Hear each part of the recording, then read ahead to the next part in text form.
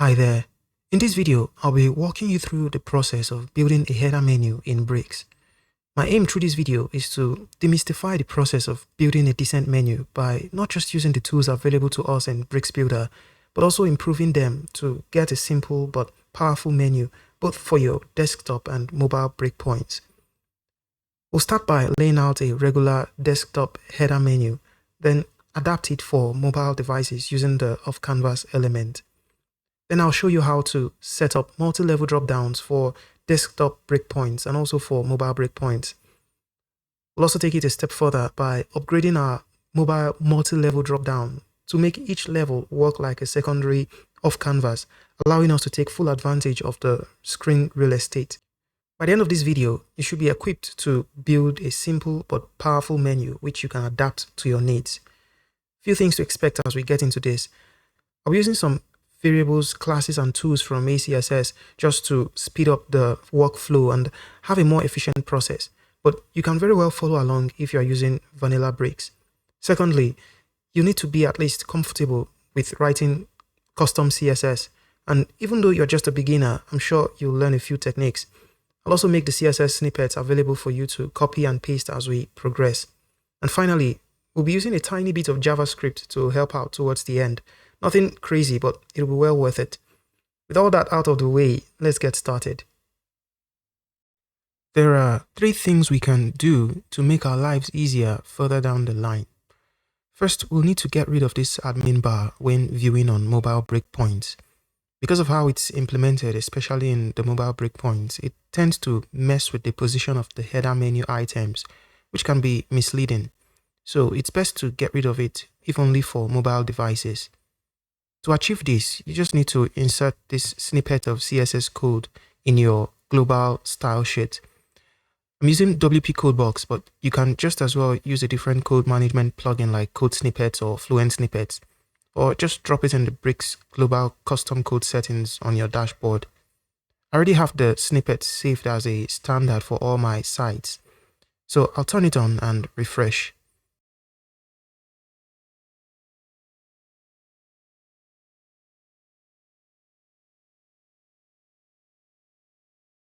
Now we have the best of both worlds.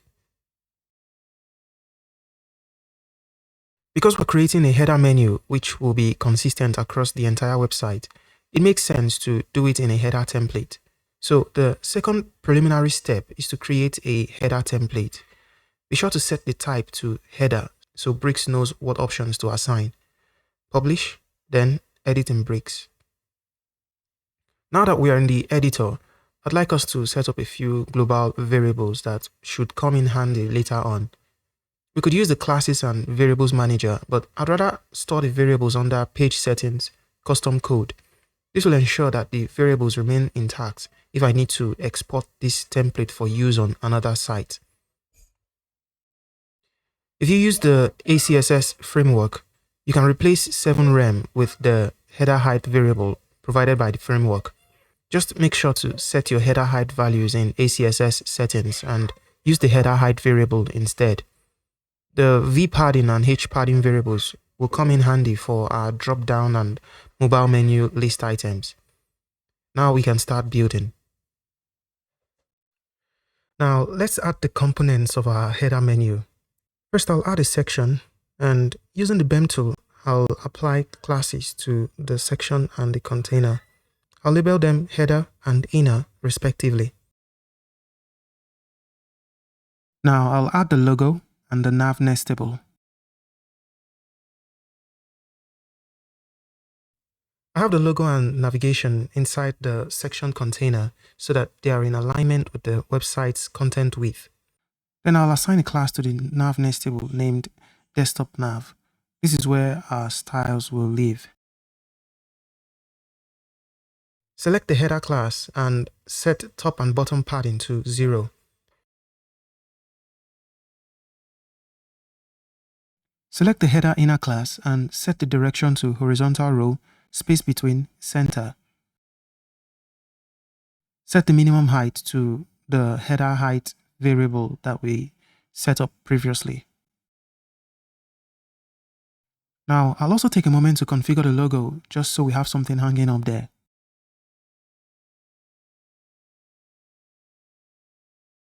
Select the desktop nav class assigned to the nav nestable. You can see we have access to set the styles of the contents of the nav nestable. This means we don't have to assign classes to the elements individually. We can control the styles from one place. Open the top level settings. This controls the look of the nav links. I'll set the gap to 0.5 m, vertical and horizontal padding to 0.4 m and 0.6 m respectively. This is so that users have a larger click box when they hover on the nav links. Under typography, I'll set the color to the site text color variable.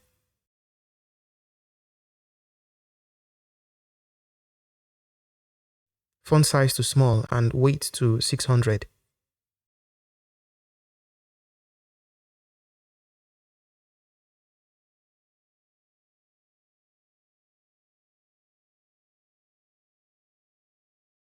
Now to style the dropdown, we'll set the icon gap to 0. Under the content heading, we can define the style of the dropdown tray. I'll proceed to style the border.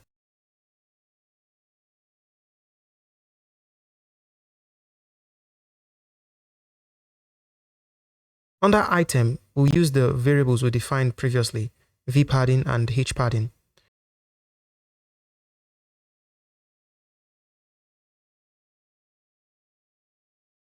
We'll also style the typography so it's similar to the ones above. Next, we'll proceed to define the hover styles for these elements. I'll click the state icon and adjust the settings for the hover state of these elements. I'll change the color of the nav links.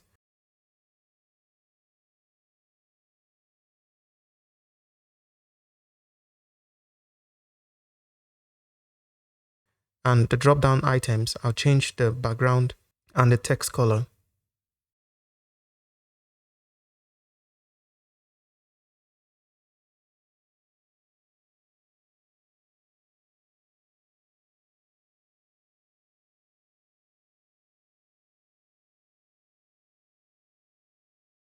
When we come out of the states mode, you can see our hover styles are working.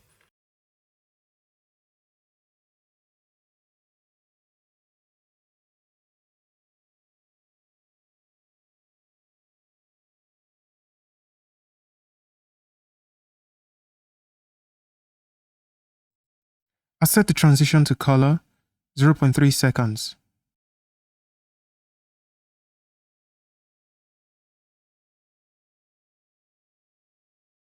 And for the drop-down, I'll set the transition to background color 0.3s and color 0.3s. And now we have a decent looking desktop menu.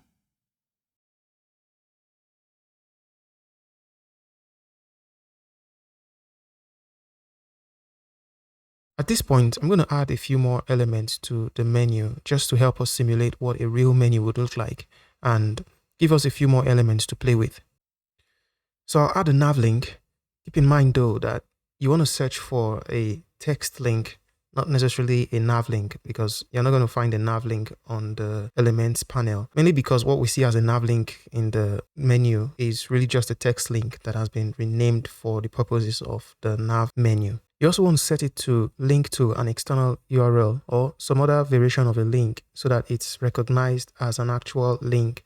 Otherwise, it's still just text, and some of our styles that we set up from top level items at the nav nestable settings may not reflect. So very important, make sure your links are actual links and not just text. I'd also like to add another drop down.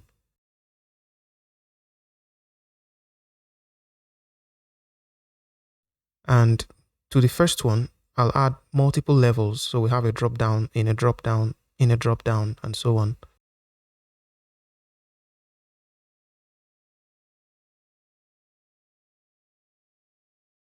At this point, I'm sure you can see what's happening and why we need the multi-level drop down. And as we preview it at the front end, you can see it's not a very good experience to navigate these sub-level drop-down trays. It's very easy, for example, to lose your place as you try to dig down deep to some level at the bottom. So we need an alternate solution, which is why the multi-level feature is very important. Now, every drop-down component comes with its multi-level switch, but when we are working with multi-levels, by definition, it's always best to do it at the topmost level. So you want to select the parent drop-down and then you flip the multi-level switch. Then that whole effect is going to cascade down to all its children. So remember, you only do this at the topmost level. Now, when we view it at the front end, you might notice that we no longer have access to that hover effect. You actually have to click on the drop-down item to display its content. Another thing we can do now is to select the child drop-down, and it's all going to display in place, which improves on the experience. By now, you must have noticed that we've run into a bug with the Bricks multi-level menu, which is that we have an extra back button for every drop-down level. I've gone ahead to report this bug in the Bricks community, so I'm hoping it gets fixed in subsequent versions. But as at Bricks 1.9.9, this problem exists, and I'm going to show you how we can work around this temporarily, at least until it gets fixed. We're going to add a snippet of CSS to the desktop nav. So you want to make sure to select the desktop nav class, and then in custom CSS, we'll paste this snippet. Basically, what this code does is to select every instance of the back button except for the first one and hide it using the display none CSS property. Now I'll save and inspect our work.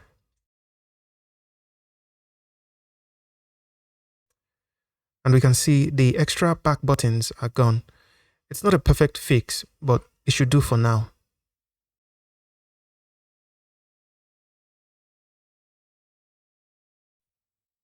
Now to the mobile menu.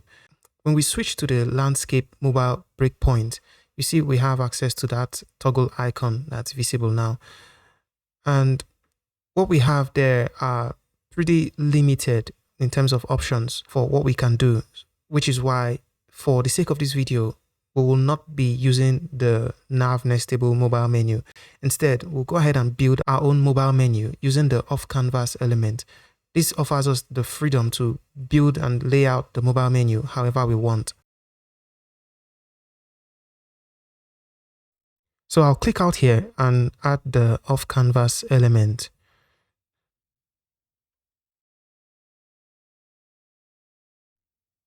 I'll also turn off this switch so we stop seeing the nestable nav menu.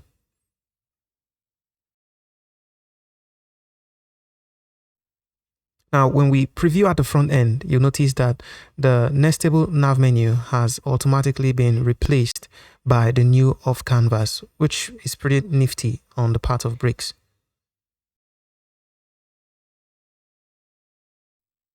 And inside this off canvas, we have the content, which holds all our design elements. So whatever we're going to add to build out this off canvas is going to exist inside that content. Another very important thing to note regarding the structure is that we have the off canvas element outside of the header section, so that we have header and then off canvas separately. And this is going to play out as important shortly. Before we proceed to build out our off canvas, I think it makes sense to change our toggle icon to something less boring. And I'll be using the animated toggle button that I created. And if you want to know how I did that, you should check out my video on creating a mobile menu icon. This is a slightly improved version of that menu icon, which just works out of the box.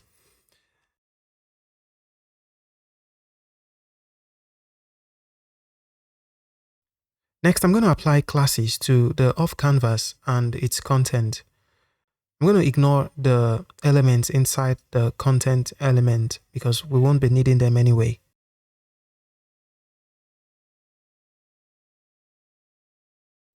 I'm going to clear out the rest of the items.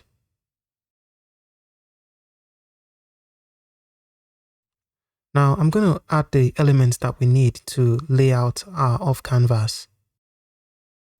First, I'll add a block, which will be my mobile nav. So I'll assign it the nav HTML tag. Inside the nav, I'll add another block, which will be our unordered list element. So I'll give it a tag of UL. I'll duplicate it and place the block inside. And this time I'll give it the tag of li, which will be our list item. Finally, we'll add the text link. This should hold the actual navigation link. So now we can be semantically correct with this particular structure, because what we have right now is a navigation menu that is made up of a leaf links. I'll label this one mobile nav, treating it as its own block element. The next will be the mobile nav list, but we don't need to apply classes to the rest of the other elements. The reason for this is because we're trying to follow the same pattern as what we saw with the bricks desktop nav. What you might notice, which I'll show you shortly, is that all the styles for the desktop nav links are actually stored in one place in the parent, which is the desktop nav. And so I'm trying to replicate the same thing and store all the styles for the nav links drop down items. We're going to store them in the mobile nav. That way, all our styles are in one place and we don't have to apply classes to links or items that we may want to put in a mobile nav menu, which is much more efficient. So let's get back into bricks and keep building. I'll take a moment to label these items. I'd like to have more nav menu items, so I'll duplicate the list item so we maintain the structure. Then I'll label them accordingly, just like we have with the desktop. So we have home, about, contact us.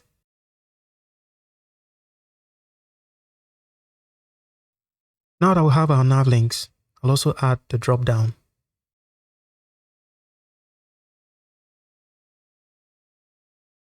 Notice that I don't have to put the drop down inside a list item because the drop down itself by default in bricks is already a list item. I'll duplicate it so we have a second drop down item. You might notice that we have an indentation behind every one of the list items. And the reason for that is because by default, every list should have an indent to separate it from the regular line of text on the left. But we don't need that indentation. So we want the semantically correct arrangement of elements, but we want to have that without the space. So I'll select the list item class and using a few lines of CSS, we'll remove any bullet points that may be associated with lists regularly and also remove the indentation.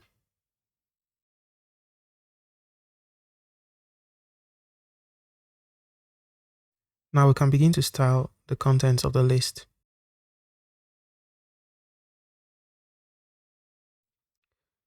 Now I'm going to take a moment to correct something I had overlooked. I had some of my styles tied to the mobile landscape breakpoint, which is not something I would prefer. Instead, I'll move these styles to the desktop breakpoint. That way I can have all these styles cascade down from the desktop breakpoint. So it's just a personal preference, but I'll do just that and catch up to where we were just now. With that out of the way, I'm going to go ahead and add an extra element here just because we can for this off canvas menu. I'd like to add a call to action button.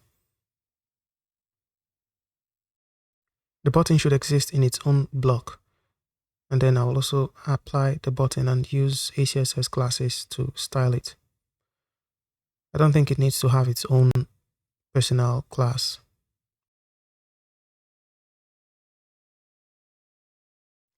So I'll style it at the ID level and set the width to 100%.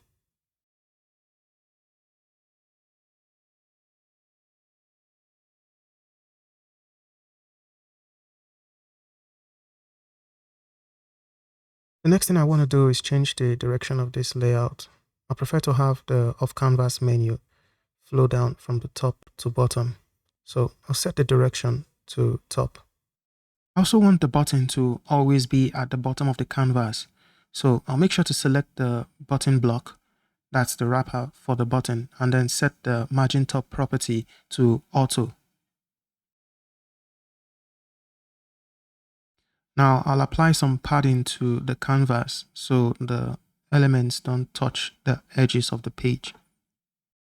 Now, because this is the layout that we are following for this header, I'm going to apply my regular padding to the top and bottom of the canvas. But then for the left and the right sides, I'll be using the gutter variable from ACSS. That way I can make sure all the contents of the canvas are aligned with the rest of the site width, because the gutter helps us to keep that site width in place, as you can see. Now we can begin defining the styles for the mobile menu items. And as I've said previously, we'll be using custom CSS to make specific selectors from the mobile nav class. That way, whatever we place inside of the mobile nav menu is going to automatically inherit the styles that we've prepared without the need to apply individual classes to the individual nav links or drop down items. And it might be a bit of work at the beginning, but at the end of the day, it's more efficient and we have all our styles in one place. Now we have to define our selector, and the structure goes from the mobile nav class, which is our root, which contains a list, and then which contains the list item, and the links, which is the A tag. So I'm going to define that in the selector. What right now targeting the links inside of the mobile nav block. Now I'm going to define the padding, and we use our vertical and horizontal padding variables, which we created earlier. Right now, it does not seem like anything is happening because our selector is designed to target links. And right now, our nav links, so-called, are just span elements until we assign URLs to them. Then they can be recognized as actual links. So keep that in mind in case your so-called nav links are still behaving like regular text. We're going to style the drop-down separately, but for now, let's focus on the nav links. I'll set the width to 100%. Next, we'll define the text color, transition property, and transition duration.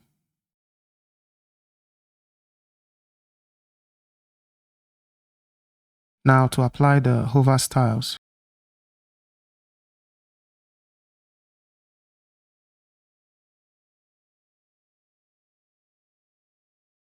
Now you can see that our hover styles are working. Next, I'd like to add a border radius.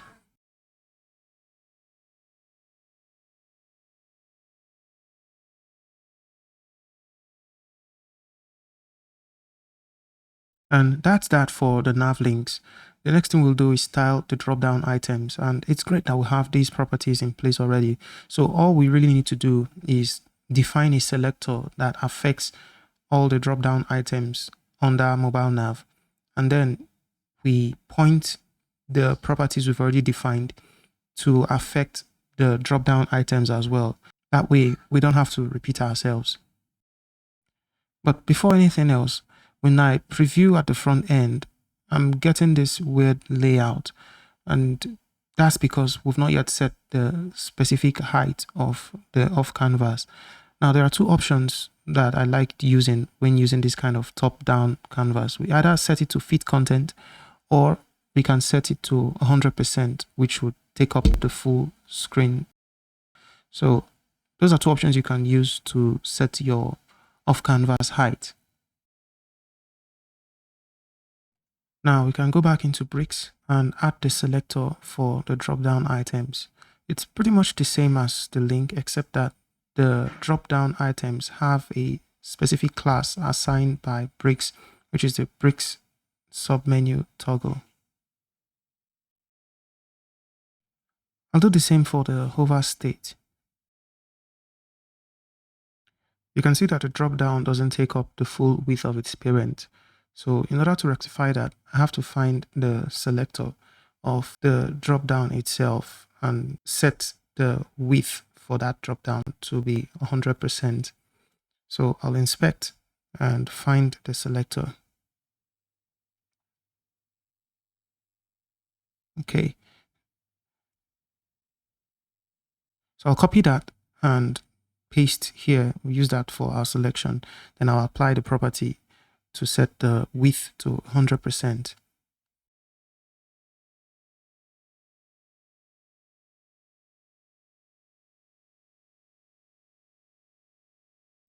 Now the drop down spans the full width of the canvas. The next thing I'd like to fix is the position of that caret icon. I want it to take up the full width, so extend to the right. So I'll inspect it, and here we can tell if we add the justify content space between, we can actually reposition that caret icon. And so I'll do just that inside of bricks.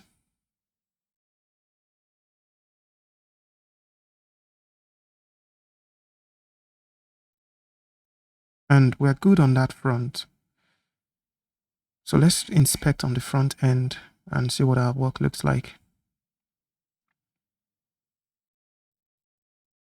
Now, when we click on the drop down, you see the contents actually overlap other elements on the canvas, and that's because they are positioned absolute, but we need them to occupy physical space on the canvas. To do that, we'll just select the drop down and set the content to position static. That way, the contents of each drop down can actually take up space on the canvas. Now, our mobile drop down looks and works like an accordion.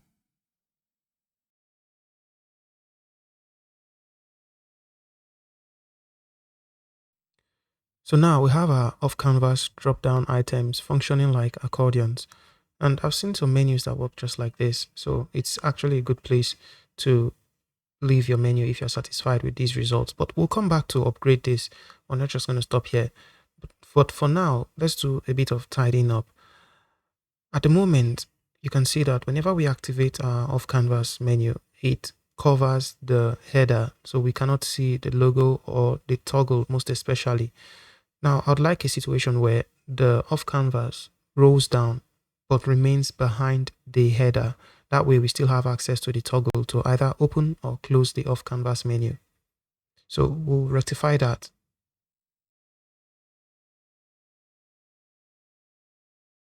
So let's inspect the tray and see what's happening. You'll notice that the off-canvas content has a z-index of 999.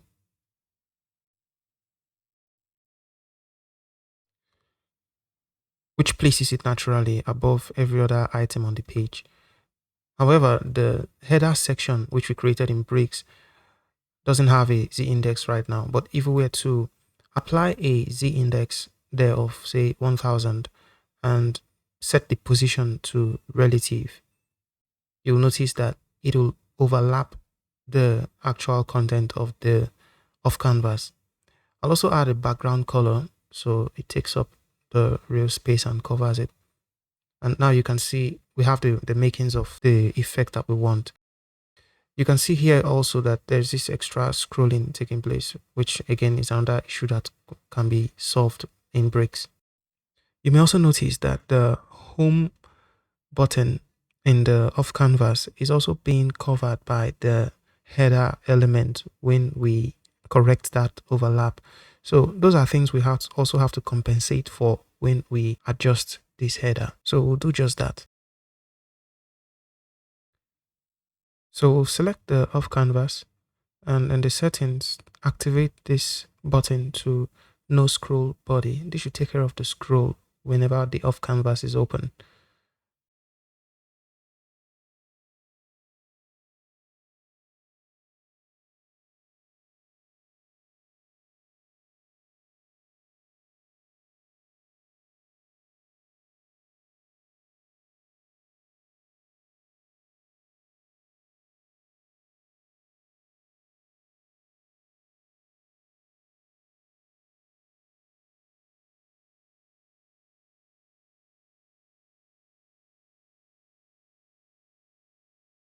Then I'll select the header and give it a background color of white. Then under layout, I'll set the position to relative and the Z index to 1000. Now the header should be above the off canvas, but you can see part of the mobile menu is being hidden. So we'll compensate for that by adjusting the top padding of the off canvas content. So we'll use the calc function to add the header height. And remember, we created a header height variable. So all we'll say is the card padding plus the header height. And so when we add both together, we have the perfect positioning between the nav header and mobile nav menu.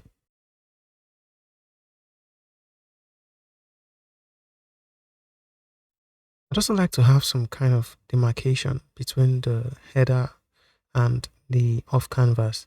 And one way we could do that is to add a shadow to the header section. That way we can have this feeling or simulation of the tree actually appearing behind it. And there's this realism that it lends us.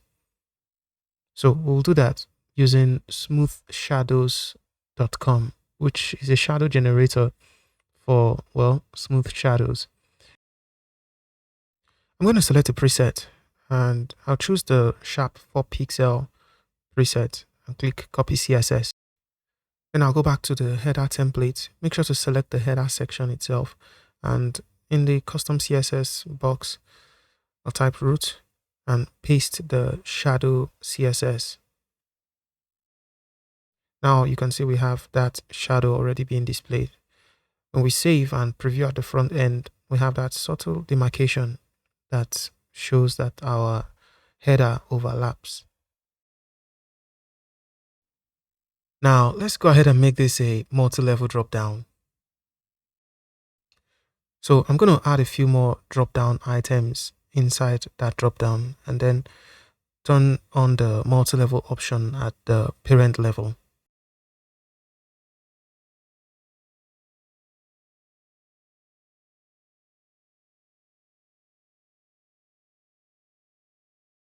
While we're at it, I'll go ahead and label the different levels so we can understand when we're on drop down level 1, level 2, and level 3.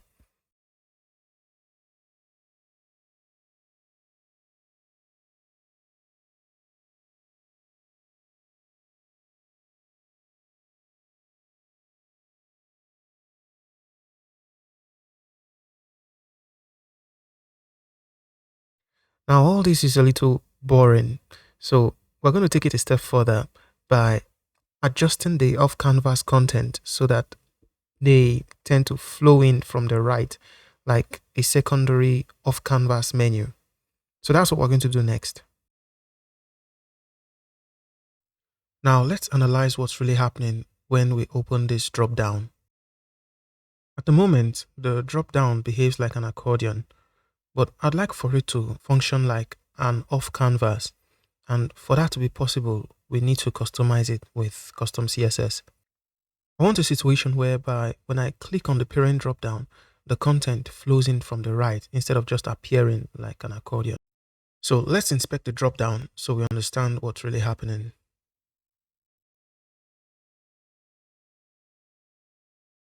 Up here, you have the drop down content. And as you can see, when the drop down is open, its display is set to block. And when I hide the drop down, there are a few things that happen. For one, the parent drop down loses a few classes that were initially there. So for example, when I open it, you see where we have the open and the active class appended to the list of classes. And while it's still turned off, the display is set to none, opacity is set to 0, and visibility is set to hidden. So we have to reverse these properties. That way the contents are able to physically exist on the page. Then the next logical step would be to use custom CSS, of course, to push the drop down contents off screen towards the right so that when we activate the drop down, it can animate into view from the right, just like an off canvas element. So let's start by reversing these display properties using the Chrome inspector that will allow us to do it non-destructively.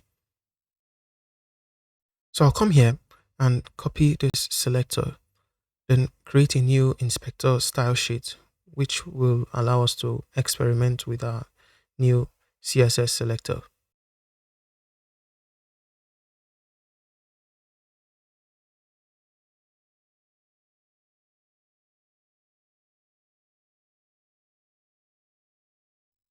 So I'll set the display to block, opacity to 1, and visibility to visible.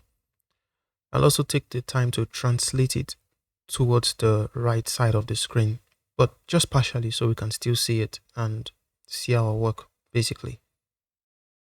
So I'll set the translate X property to 90% just for now.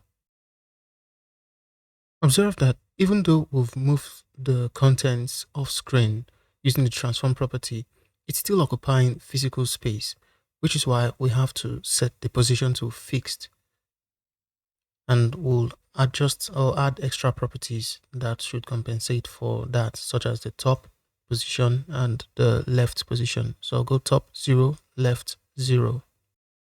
I'll also assign a background color of white.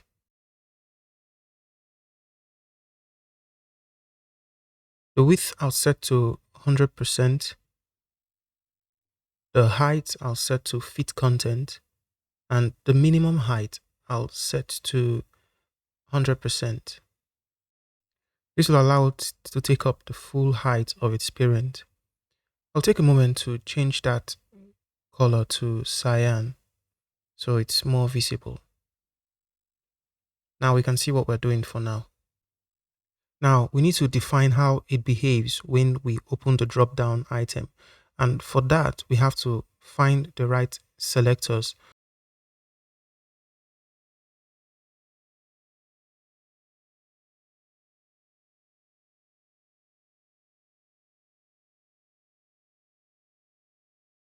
So you can see that's the specific selector with the open class that controls how the drop down content behaves when it's open. So I'll copy those selectors and then apply our settings. Basically, I want it to translate back into view, which means the translate X property should be set to 0%. And now you can already see it working. So I'll update the translate X property, make it completely hidden, and then we can see how it flows back into view when we activate the drop down item, which is cool. Now we just need to do a bit of tidying up.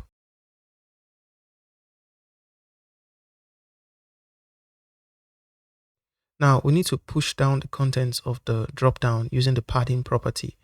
Basically what we did with the off canvas contents, so it no longer overlaps with the header. And just like before, I'll be using the calc function to add the height of the header to the regular card padding. Now we have a more consistent look. Now I'll change the background back to white. And then we'll copy all that code and apply it inside of Bricks Builder so it's permanent.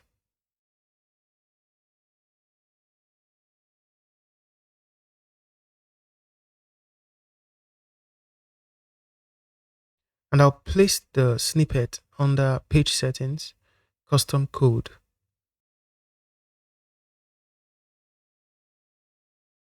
And you can tell that it's already working. So we'll save the template and preview at the front end.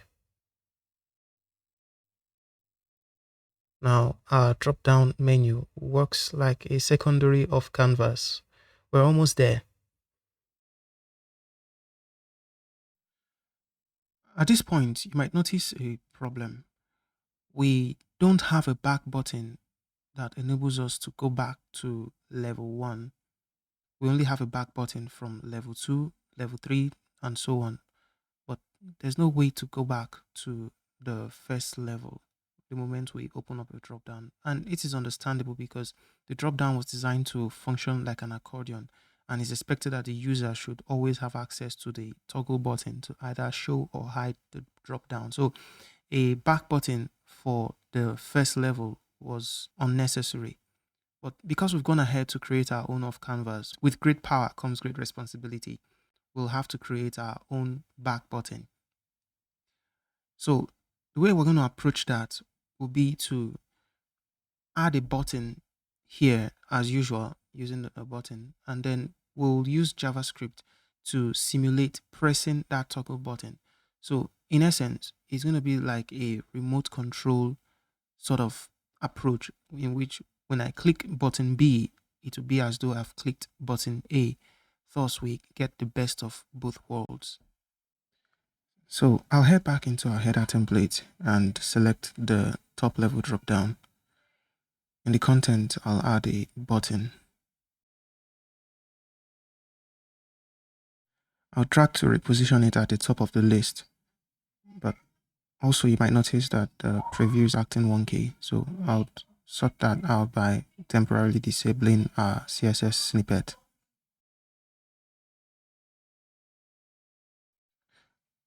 I'll change the label to back and the HTML tag to button. But before we go ahead to style, let's be sure that it actually works. So we'll add a code element. Then I'll paste the JavaScript. Also make sure to copy the function name because we'll use that for our interaction. Then I'll click back to the button and add a class. Very important because that's what will tie the interactions to. And this way with the class, we don't need to repeat ourselves every time. We just assign the class to any button and it's going to work as our back button. But of course, we need to set up our interactions. So I'll click to open the interactions panel. I'll set the trigger to click and the action to JavaScript function. Then we'll paste our JavaScript function. We'll also add an argument. And here, very importantly, we need to define an argument that selects the specific toggle button. But we only want to select a toggle button that is active. So I'll have to build out the selector using the Chrome inspector. I'll demonstrate that so you see shortly. Obviously, I need to run the script.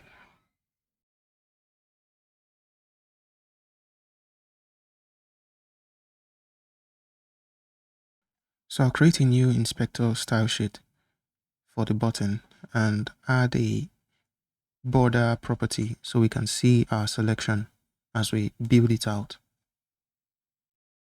The button has a parent class of bricks submenu toggle, so I'll copy that and add it to the selector.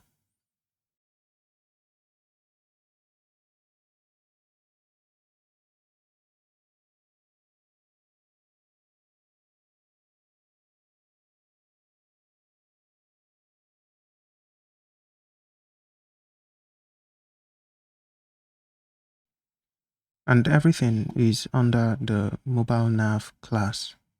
This way we limit the scope of our selection to just the mobile nav class. But now we have to find a way to separate that button because we only want to select the active button. And you see that attribute there says area expanded true. So I'll add that attribute to the selector. This way we only select the active expanded button, which will work perfectly for our selector, as you can see. Now we can get this JavaScript to target only the active button. That way, when we click on the back button, it points to whatever selector is currently open. And of course, there's only one button that is active at a time. So I'll add that selector to our argument and we'll test the back button.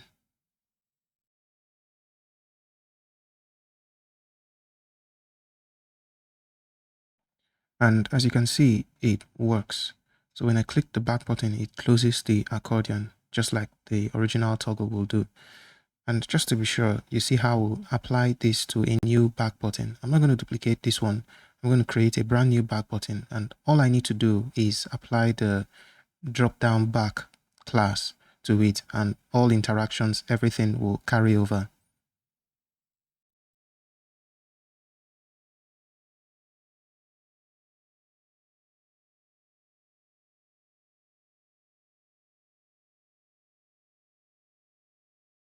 And you can see the second back button works just as well. So all we really need to do is create a new button and assign that class drop down back.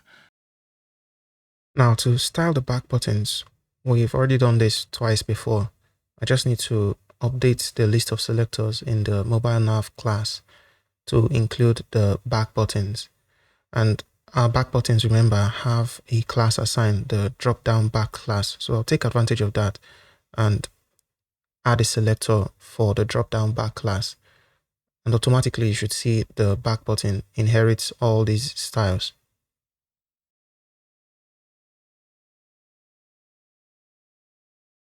Except that there's a background to the back button.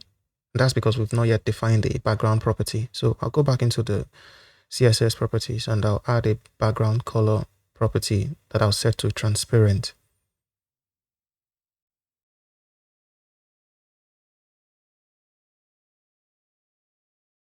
The second button doesn't seem to have caught up just yet, but I think if we click around a bit, it should play along. All right, so it works. Just a little glitch. Now I'll also set the hover state.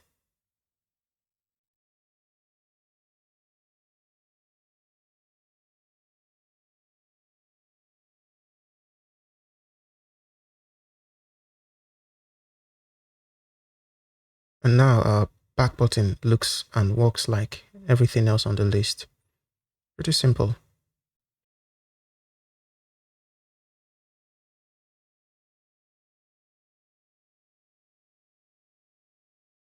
Now I'll go back in and reactivate our secondary drop-down CSS.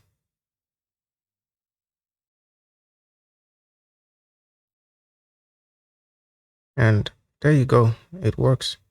So we'll take a few moments now for final cleanup. At this point, we just need to do a few quality of life updates. For example, I'd like to rotate the caret icon so it's more consistent with the direction where the off canvas is supposed to flow in from. Remember, we're coming in from the right, so the carets shouldn't be pointing downwards. Secondly, we need to specify the proper gutter width for the left and right padding, because you see, as I extend, the content of the secondary nav menu extends beyond the content width of the website, which is not right. So we have to change that, the padding inline, to the gutter variable. I'd also like to add a shadow to the secondary drop-down content so it's more visible as it slides in from the right. And finally, maybe play a little bit with the transition speed. Now to rotate the caret icon, we need to find the right selector.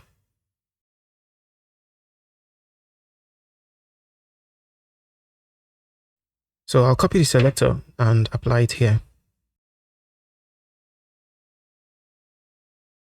Then I'll rotate by -95 degrees.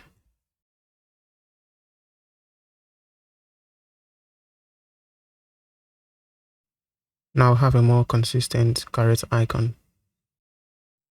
Next, let's deal with the gutter for the inline padding of our drop-down content. Now head over to the template global CSS. Then I'll add an extra line for padding inline. Set it to the gutter variable.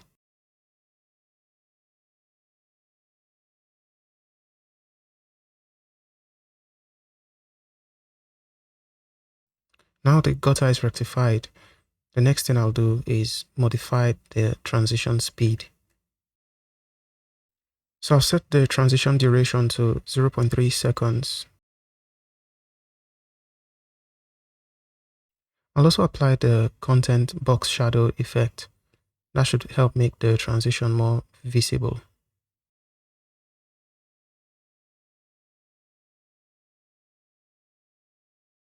So same as last time, except that I'll set the horizontal distance to -4 pixels.